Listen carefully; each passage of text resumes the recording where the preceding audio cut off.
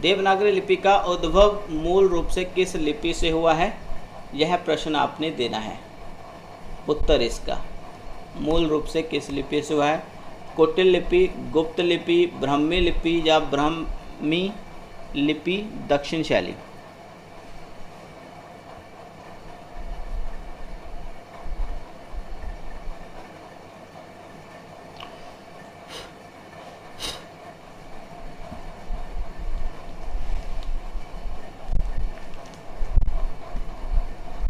बहुत बढ़िया, तो उत्तर आएगा यहाँ पर हमारे पास ब्राह्मी लिपि, सी उत्तर दिया। बहुत बढ़िया। यहाँ पर मूल रूप से पूछा है, ठीक है, मूल रूप से पूछा है, तो आरंभिक लिपि कौन सी थी, उसके बाद का क्रम फिर आपको पता होना चाहिए। चलो क्रम भी पूछ ली हम, क्रम तो आएगा ही आएगा, ठीक है। चलिए अभी आपने चुनना है कि लिपि विकास संबंधी सही क्रम क्या होना चाहिए। ए बी सी डी विकल्प आपके सामने मैंने रख दिए हैं।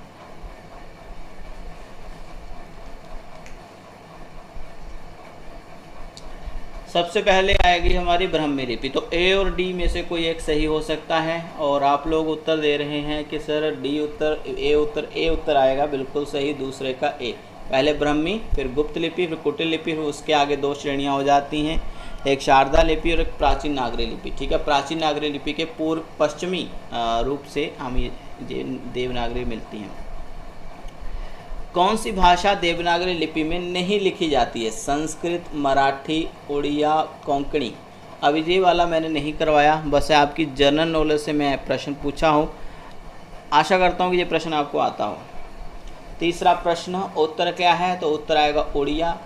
उड़िया जो है, जो भाषा है उड़ीसा की, ठीक है, जिसको प्राचीन समय में कलिंग भी कहते थे, ओके।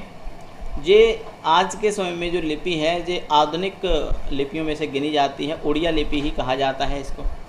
चलो आगे चलते हैं। कोंकणी जो है ये मराठी की बोली है, ठीक है, मराठी भी देवनागरी में लिखी जाती है बेटा, है ना। तो ये मराठी की बोली है, और ये अष्टम अनुसूची में 22 भाषाओं में इसको जगह प्राप्त है। गोवा और पणजी वाली स्थाई में बहुत बोली जाती है। चलो, कौन सी लिपि आज तक पढ़ी नहीं जा सकी है, तो मुझे पुराने प्रश्नों में से मैंने कुछ चुना है, जो मैंने भाषा और लिपि में से चुने, तो देखिए क्या उत्तर हो सकता है। हाँ जी रीना जी, बिल्कुल पहले करवा रखा है। कौन सी लिपि आज तक पढ़ी नहीं जा सकी, ब्राह्मी लिपि, सिंधु लिपि, खरोष्ठी लिपि, शारदा लिपि। तो आपको मालूम है सिंधु आएगा, सिंधु जो सिंधु घाटी की लिपि है वो नहीं पढ़ी जा सकी है, क्योंकि यह चित्रात्मक लिपि है, ठीक है। क्या है, ये चित्रात्मक लिपि थी। बहुत बढ़िया, आगे चलते हैं। सिंधु लिपि का अन्य नाम क्या है, वर्णात्मक लिपि, अक्षरात्मक लिपि, चित्रात्मक लिपि या मूल लिपि। चलो अभी थोड़ी देर पहले ही वर्णन हो चुका है इसका, तो अभी बचा ही गया है ना, सी उत्तर आ जाएगा, चित्रात्मक लिपि। आगे चलते हैं। ब्राह्मी लिपि की किस शैली से द्रविड़ भाषा परिवार की लिपि निकली। हाँ जी, ब्राह्मी लिपि की किस शैली से द्रविड़ भाषा परिवार की लिपि निकली है, पश्चिमी शैली से, उत्तरी शैली से, पूर्वी शैली से या दक्षिणी शैली से। तो द्रविड़ भाषा परिवार की जो लिपियां हैं यह निकली हैं दक्षिण शैली से। बहुत बढ़िया। ब्राह्मी लिपि की उत्तरी शैली में कौन सी लिपि नहीं आती है, गुप्त, ग्रंथ, शारदा या बांग्ला।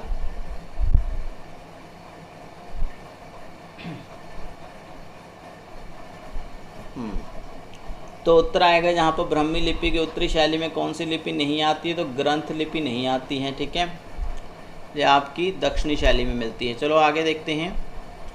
वो सारणी जो है आपने अच्छे से याद कर लेनी है। हमारे पास प्रश्न आ रहा है, देवनागरी लिपि का प्रथम प्रयोग के संबंध में आपने सही का चयन करना है, ठीक है। सही क्या है, पहला विकल्प देखते हैं। देवनागरी लिपि का सर्वप्रथम प्रयोग गुजरात के नरेश झैवट के एक शिलालेख में मिलता है। दूसरा देखो गुप्त वंश से प्राप्त हुए ग्रंथों में प्रयोग मिलता है। तीसरा देखो वर्धन काल में हुआ इसका प्रयोग। चौथा देखो मौर्य काल के शिलालेख में अंकित है। तो बेटा उत्तर आएगा हमारे पास ए, ठीक है, बहुत बढ़िया। सिद्ध मातृका, हाँ जी, तो ये मैंने बताया था मौखिक रूप से आपको। देखते हैं कौन मुझे ध्यान से सुना है, कौन बच्चा मुझे ध्यान से सुना है, तो पता चल जाएगा। सिद्ध मातृका किस लिपि का नाम है, ब्राह्मी, शारदा, नागरी या कुटिल लिपि? क्या बच्चे आएगा उत्तर इसका? हाँ जी, बहुत बढ़िया, शाबाश शाबाश शाबाश। उत्तर आएगा डी, कुटिल लिपि को सिद्ध मातृका लिपि कहा जाता रहा है। चलो आगे चलते हैं, हमारे पास 10वां प्रश्न है। देवनागरी लिपि के नामकरण के संबंध में कौन सा तथ्य सही नहीं माना जा सकता? हालांकि नामकरण बहुत संदिग्ध की श्रेणी में आता है, लेकिन विद्वानों ने जो नहीं माना है वो कौन सा आएगा? गुजरात के नागर ब्राह्मणों की लिपि होने के कारण नागरी कहा गया, नागरी लिपि कहा गया। दूसरा देखो, नगर की लिपि होने के कारण नागरी लिपि कहा गया। तीसरा देखो, स्थापत्य की शैली से प्रभावित होने के कारण नागरी लिपि कहा गया। और चौथा देखो, अन्य लिपियों से चिन्ह प्राप्त करके बनाई गई लिपि है। तो क्या आएगा जी उत्तर? यहाँ पर डी आएगा, अन्य लिपियों से चिन्ह प्राप्त करके बनाई गई लिपि। ये तो नामकरण से संबंधित कथन ही नहीं है।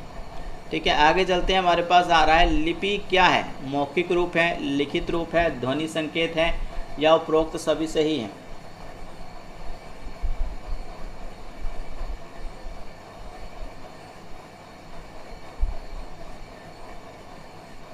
ज़्यादातर उत्तर 11 का बी दे रहे हैं। ओके, सी भी आ रहा है। देखो, मौखिक रूप तो है नहीं, है ना। और वही बात करें लिखित रूप, मैंने एक बात कही थी आपको, लिखित रूप भी कह सकते हैं, लेकिन सी ध्वनि संकेत।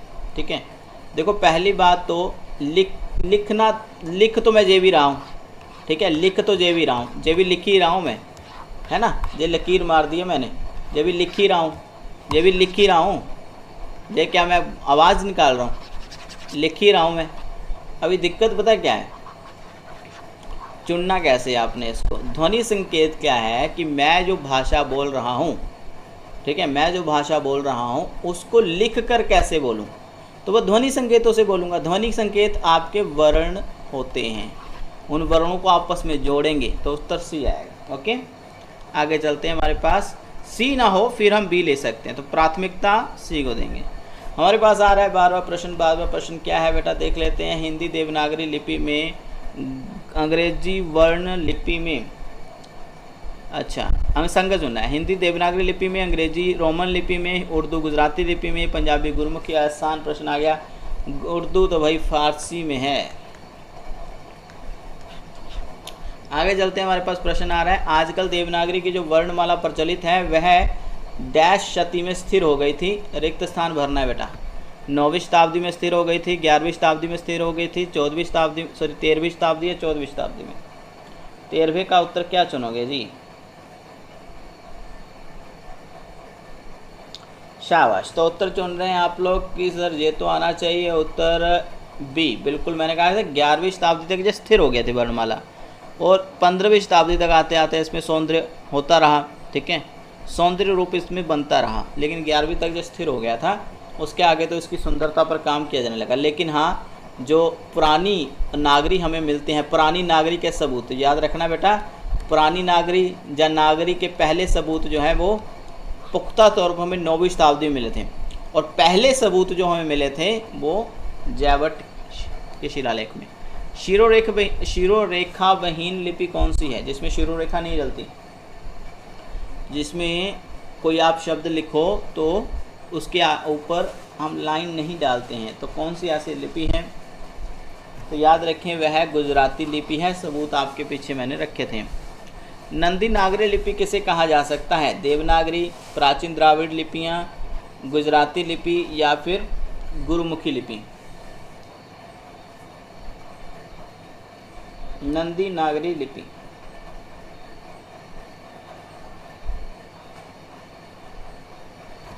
आप लोग ध्यान से दिया करो उत्तर। बी आएगा, प्राचीन द्राविड़ लिपियाँ। बी उत्तर वाले बहुत बढ़िया। देखो पहली बात तो मैंने पीछे बता दिया था कि जो दक्षिण शैली की जो लिपियाँ थीं, ब्राह्मी की 2 शैलियाँ थी ना, दक्षिण शैली से जो लिपियाँ निकली थी उसको प्राचीन द्राविड़ लिपियाँ, नंदी नागरी लिपि कह सकते हैं। प्राचीन नागरी लिपि का समय काल क्या मिलता है? अभी हमने समय काल पूछा, वर्णमाला नहीं पूछा। ठीक है, ये अंतिम प्रश्न है। ठीक है, अभी क्विज करेंगे इसके बाद। बहुत ही बढ़िया, शानदार उत्तर दिया आप लोगों ने, शाबाश। तो उत्तर आएगा 9वीं शताब्दी। ठीक है, ओके, तो 9वीं शताब्दी तक और जो जैवट के जो सबूत मिले थे ना, जैवट के शिलालेख के, वो 7वीं शताब्दी, कहीं कहीं 8वीं लिख रखा है। लेकिन फ़िलहाल आज की वीडियो में इतना ही, और कल हम आगे पढ़ेंगे। कल तो छुट्टी है ना, सोमवार को करेंगे बाकी। बहुत बहुत धन्यवाद। ओके, अभी क्विज़ में आ जाओ। शुक्रिया सबका।